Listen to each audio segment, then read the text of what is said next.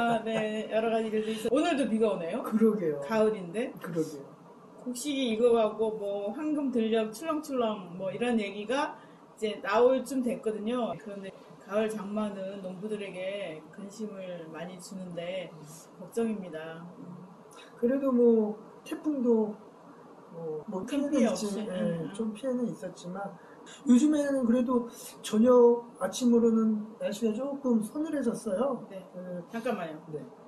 우리 아이들이 좀 지속 가능한 세상에서 살아야 되는데 가장 큰 건 진짜 기후위기인 것 같아요. 이 네, 기후위기는 맞아요. 뭐 어쨌든 불평등이나 이런 건 제도적으로 어떻게 개선의 여지 있지만 이거는 자연은 우리가 뭐 쉽게 이렇게 뭐 바꾼다고 해서 그거는 쉽지가 않은 거잖아요. 그러니까 뭐 어쨌든 큰 전환을 하지 않으면은 지금 쉽지 않은 상황이잖아요.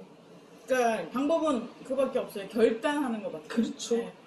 지난번에 제주 해양의 그 이제 물질하는 해녀들 얘기를 잠깐 본 적이 있는데 온도가 굉장히 높아진 거예요. 바다 온도가 2도가 높아진 거는 육지 온도 20도 높아진 거의 정도라고 하더라고요. 그 바다 온도가 높아지니까 해양 서식 환경이 바뀌잖아요. 그렇죠. 그래서 동남아에 있던 해파리들이 거의 많이 올라왔고 지금은 성게, 전복 이런 게 너무 귀해지고 해조류 그런 것들이 너무 귀하다. 그래서 이렇게 해녀라는 직업 자체도 없어지지 않을까 이런 얘기를 하더라고요. 그리고 사과, 배, 뭐 이런 것도 다 우리 파주에서 다 생산되는 거 보면은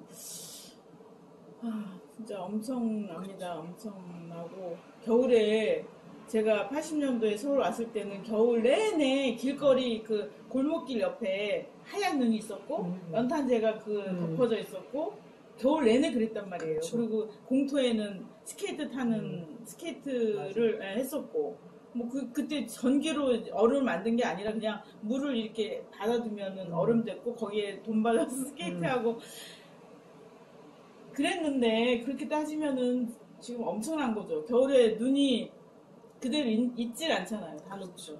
왔다가도 녹고. 저는 어떤 비유가 가장 와닿냐면 우리 사람이 36.5도를 항상 유지하잖아요. 근데 뭐 열이 1도 2도만 올라와도 막 큰일 나고 병원 가고 막 그러잖아요. 지금 그런 상황인 거죠. 지구가 항상 어느 정도의 기온이 있어야 되는데 열이 오르고 있는 거야. 근데 그걸 낮추지 못해.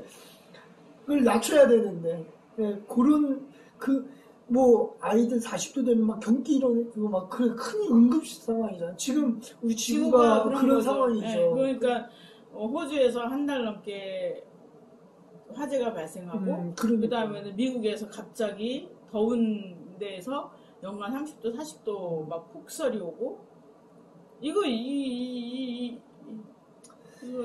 말로 표현하기 어려운데 그렇습니다. 그런데 이제 지금 이제 공기가 맑아졌다고 하는데 대신에 플라스틱 용기가 엄청 많이 생겼잖아요. 일회용 배달 용기가 엄청 많이 늘었는데 탄소 배출을 예전에 비해서 35배 더 하고 있다.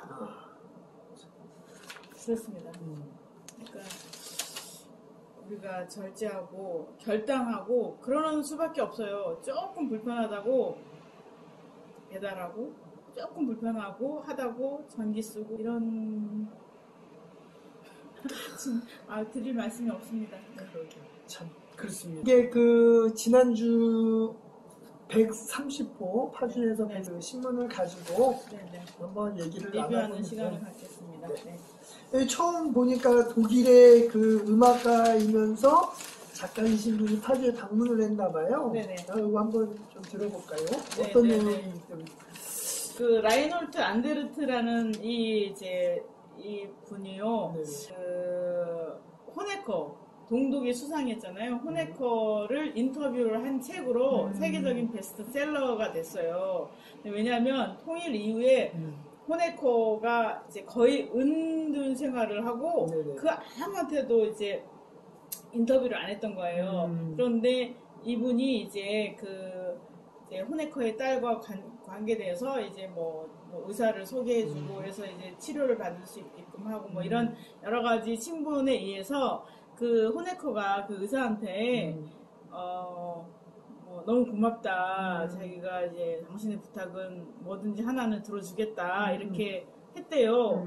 그래서 이제 그 의사의 친구였던 이 안데르트 씨가 이제 호네커를 인터뷰를 하게 된 거죠. 그래서 왜냐하면 통독 과정에서 그 말하자면 그때 당시에 독일 지도자였던 호네커라는 정치인이 과연 이 상황을 어떻게 보고 있고 또 이 통일에 대해서 어떻게 생각하는지, 그다음 통일 이후에 대해서 본인의 생각은 어떤지에 대해서 사람들이 많이 궁금하잖아요. 예. 근데 그런 얘기들을 이제 담은 책을 낸 거예요. 그래서 이 책이 베스트셀러가 됐는데 이제 아쉽게 우리나라 번역이 안 됐다. 예, 번역이 돼 있으면 저도 미리 보고 같이 갔을 텐데 번역이 안 됐어요. 근데 몰락 이후 호네커와의 대화라는 이런 책을 이제 냈습니다. 그래서 그걸로 이제 이름이 많이 알려졌는데 저도 네네네. 기사를 읽어보니까 이거 어쨌든 통일 독일이 된 그 즈음에 그 활동을 하셨던 분이고 그 우리 남북의 통일에 대해서 그 여기 기자가 물어봤을 때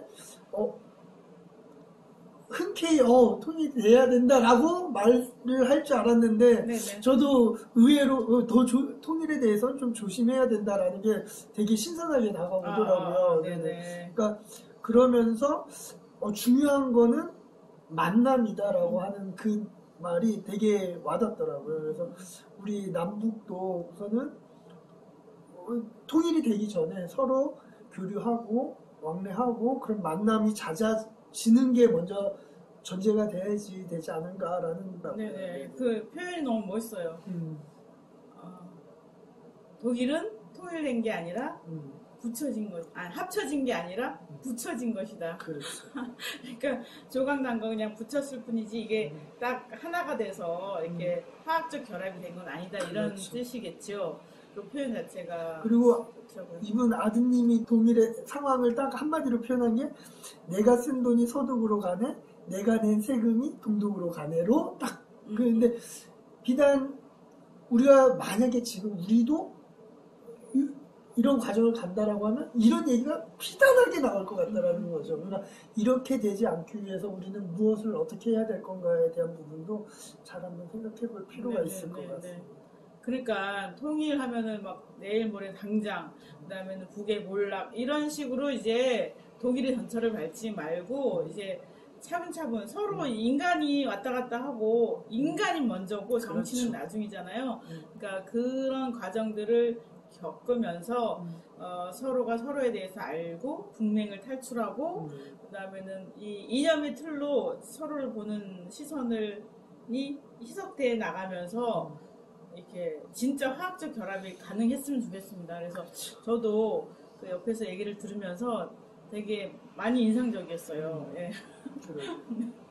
그래서 되게 크리스마스 날 짜잔하고 독일에서 날라와서 멋있는 할아버지 아니에요? 그 손자들한테 선물 주려고 네. 산타 복장을 하고 넘어왔다라는 그걸 보고서는 참 좋으신 분이구나 라는 느낌이 들더라고요. 그래서 며느리가 피아노고 그 아들은 아들이랑 첼리스트고 엄마랑은 첼리스트고 그다음에 안데르트 씨는 뭐였죠? 기타였나? 난 모르겠어요. 그래서 그 보면은 그 독일에서 손자들 놀래키려고 한국에 간다는 얘기도 안 하고 티켓 끊고 그다음에는 비행기 타고 하루 이틀 정도 오잖아요. 18시간, 그러니까 20시간 가까이 이제 와서 또 공항에서 파주까지 오고 그 생각하니까 너무 너무 인간적인 거예요. 진짜 사람이 보이고 그렇더라고요. 그래서 야 그래 누구나 사람이고 이게 휴먼이라는 거는 베이스고 그거를 믿는다면 우리가 통일을 하고 문제를 해결하고 이런 거는 되지 않겠나 이런 생각이 듭니다. 그 연천군에 산업 폐기물 매립장에 대한 논란이 있네요. 이것도 네네. 한번 좀 말씀을 좀 해주시겠어요? 그러니까 연천군 전공읍 고능리에 여기 골프장이 있어요. 네. 골프장이 어디더라? 노스폴 골프장이라는 이 골프장 을 이제 없애서 이게 지금 체육시설로 허가됐는데 체육시설 계획을 이제 연천군에서 이제 취소를 하면 여기다가 산업 폐기물이 매립장이 들어올 수 있는데 이게 이제 한탄강에서 3km밖에 안 떨어진 거예요. 이제 산업 폐기물을 묻잖아요. 그럼 지하수 침출돼 갖고 이게 한탄강으로 해서 임진강으로 해서 우리 파주 시민들이 북파주 쪽에 먹는 이제 금파 치수장과 문산 정수장을 거쳐서 이제 우리가 받아 먹게 되는데 위험하죠. 그런데 이제 한강유역청에서 여기를 허가를 내준 게 뭐냐? 산업 폐기물을 하잖아요. 그럼 거기 나온 침출수를 담아서 트럭으로 딴 데 옮기겠다라고 계획서를 냈다는 거예요. 그런 조건 하에서 조건부 조건부로 이제 허가를 내줬다라고 하는데 솔직히 말해서 그걸 어떻게 믿을 수 있어요? 그냥 냅두면 지하수가 쭉 스며들어서 당장 나오지 않잖아요.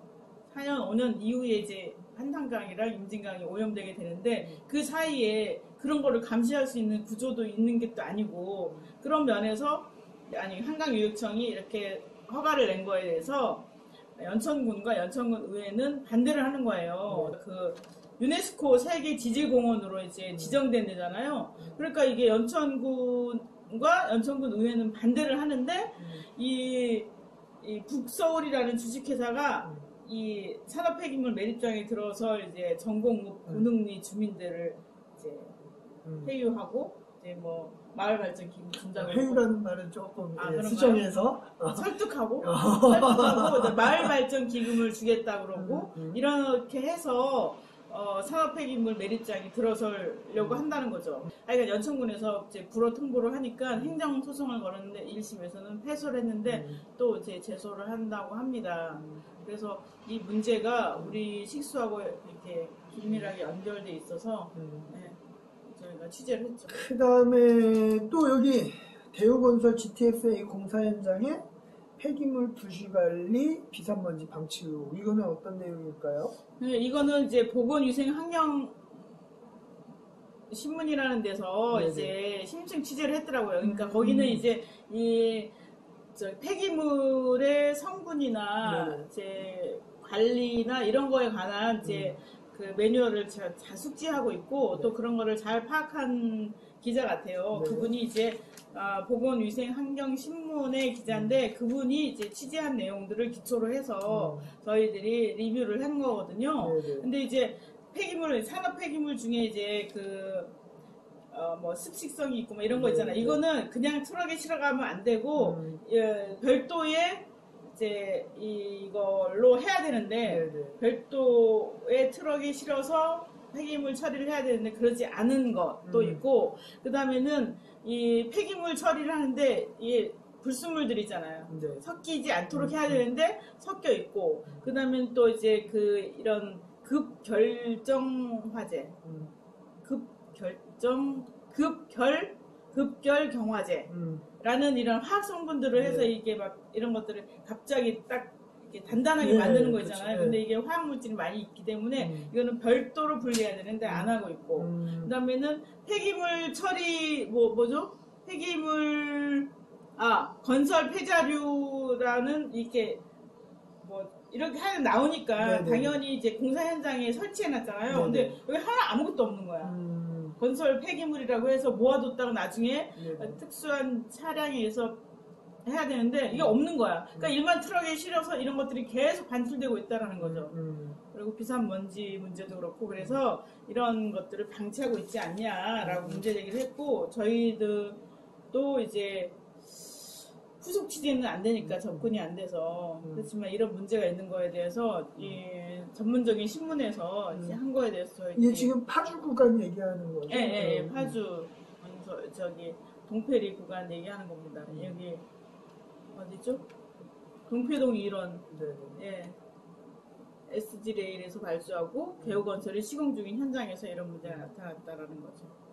근데 이제 지난번에 여기에 파주시장이 이제 GTX 현장 뭐 건설 어떻게 되나라고 해서 현장 방문한 거로 이제 기사가 나고 보도자료가 시에서 나왔었어요.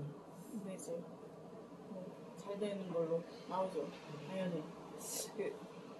그러니까 시에서는 그 공사 일정이나 이런 것만이 아니라 이런 문제 제기가 있다고 하면 이거에 대해서도 좀 신경을 써야 되지 않을까. 그러니까 그렇죠. 네, 그렇습니다.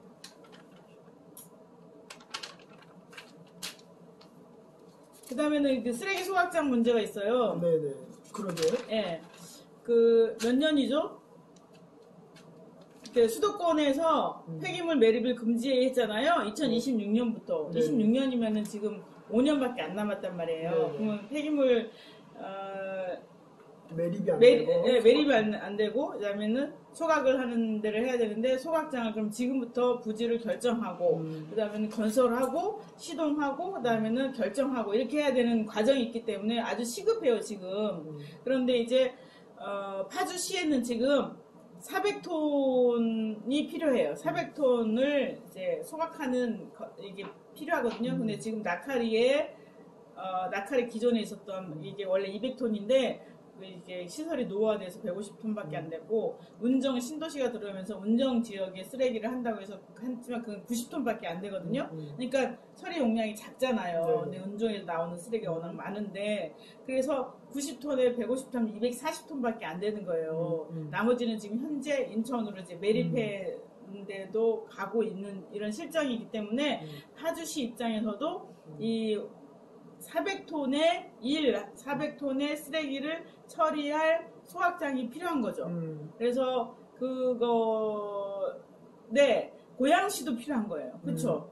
고양시에서도 지금 매립지로 갈 수 없으니까 소각장이 필요하잖아요. 그러니까 만일 이제 인근에 쓰레기를 같이 소각하는 시설을 할 경우에 당연히 만약에 우리 고양시 거를 한다면 고양으로부터 지원금도 받고 이제 유치비 이런 걸 많이 받겠죠. 그럼 우리 시 부담액이 줄어들고 그래서 합동으로 이제 쓰레기 소각장을 광역시설형으로 만드느냐 아니면 파주 쓰레기만 처리하는 소각장을 만드느냐 이 두 가지 안이 지금 같이 검토되고 있는 거예요. 같이 검토되고 있는 중에 그다음에는 이 두 가지 안을 갖고 파주시가 공모를 했어요. 각 읍면동에 이제 이런 소각장을 하려고 하는데 어디서 하겠냐 하는데 1차 때는 아무도 응모를 안 했어요.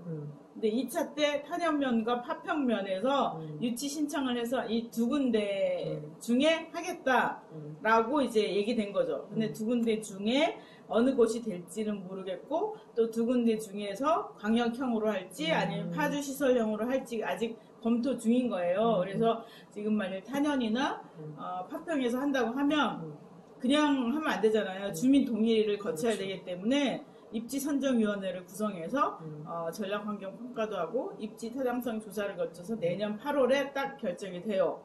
그 다음부터 일사천리를 쭉 하겠죠. 그런데 지금 제가 이제 파평이랑 탄현을 돌아봤는데 플랜카드가 내걸렸어요. 유치 반대, 결사 반대 이런 거 막 걸려 있더라고요. 그러니까 유치를 읍면에서 이제 시에 제안해서 하긴 했지만 마을 주민들이 다 동의를 얻지 못한 것 같아요. 그런데 또 말하자면 안 지을 수는 없잖아요. 네. 이런 거는 뭐 그 초등학교 교과서에도 나오는 님비, 핀비 이런 거잖아요. 님비, 빈비라고 할 수는 없지. 아니, 그러니까. 좀 더 합리적인 대안을 만들어야 되지 않나 싶은 그렇죠. 거죠. 예. 그런데 이제 이게 지금 뭐냐면, 이제 전기도 그렇고, 쓰레기도 그렇고, 뭐 다 그렇지만, 운정지역 쓰레기, 운정 신도시의 쓰레기들이잖아요. 근데 거기는 지금 소각장이 90톤밖에 안 되는 거고, 그다음 거기 더 많이 나오고, 그다음 쓰레기는 이제 이쪽에 와서 우파주에 그동안 이제 말하자면 깨끗한 환경에 있는 이 공간으로 이제 유치하게 된다라는 게 많은 사람들의 분노를 사고 있는 거죠. 이제 이게 협의를 잘 거쳐서 이제 판단하지 말고 결정되는데 주민들의 동의를 얻고 그렇죠. 또 이런 게 필요한 것 같아요. 단지 뭐 지금 기술이 좋아서 뭐 무슨 다이옥신 안 나온다 어쩐다 막 이런 얘기 막 떠돌아요. 그러니까 화평 주민이 그러는 거야. 안 나오면 그럼 온종일 짓지? 그렇잖아요. 그렇게 현혹하는 식으로 논리를 전개하면 안 되고 그렇죠. 이 파주시라는 전체의 공동체의 이익을 위해서 어떻게 하는 게 좋겠는가. 그러면 될 수 있으면 덜 피해가 덜한 지역에 그렇죠. 고민을 해야 되지 않을까 이런 생각입니다. 하여간 쓰레기 문제 심각해요. 그래요. 지금은 이제 해양에 가서 예전에 분뇨 같은 거는 이제 바다에 버렸잖아요. 해양 쓰레기 투기도 안 되죠. 그다음 지금 매립도 안 되죠. 뭐 지구가 아픈데 더 이상 그렇게 하면 안 되겠죠. 그러니까 이제 이렇게 되는데 쓰레기를 줄여야 돼. 개개인들이. 맞아요. 줄여야 돼요. 줄이려면은 스코트 니어링이 한 것처럼 덜 쓰고. 네. 그러니까 이게 그 소비를 부추기는 이 자본주의 사회에 대해서 내가 소비를 덜하는 저항을 하는 게 지구를 살리고 환경을 살리고 우리 후세대들이 사는 세상을 살리는 길이 아닌가 이런 생각이 듭니다. 우리 마지막으로 요거 사설 한번 얘기하고 마무리할까요? 사설이요? 이제는 주택 소유를 앞두고. 네네네. 요 내용 한번 좀 소개를 좀 해주실까요? 이게 지금 베를린에서 올 9월 26일 날 총선을 하는데 네. 총선하면서 또 투표를 하는 게 있어요. 그게 뭐냐면은 부동산 기업의 국유화를 결정하는 이제 투표를 하게 됐는데 이 투표는 이제 베를린 의회에서 이거를 의원들이 이제 결정한 게 아니라 시민들이 이제 뭐 35만 명이 서명을 받아서 시민 투표가 행사가 된 거예요. 그래서 투표자의 4분의 1만 동의하면 이 법안이 통과가 되게 된 거죠.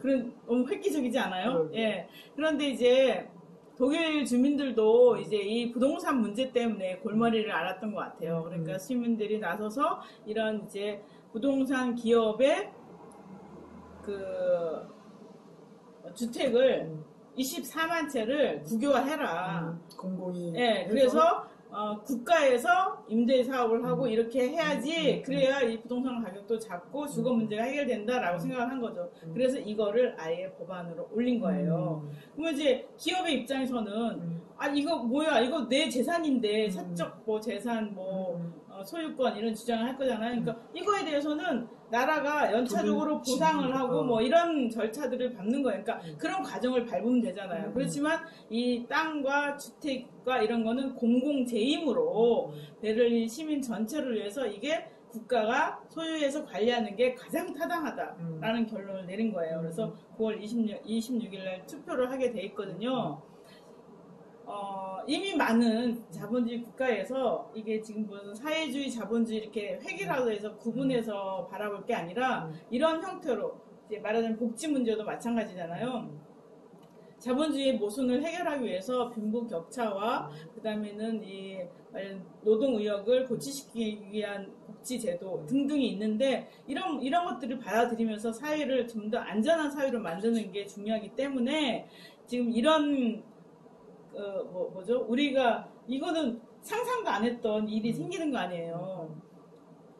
민간 기업이 갖고 있는 24만 채의 부동산을 국유화해라.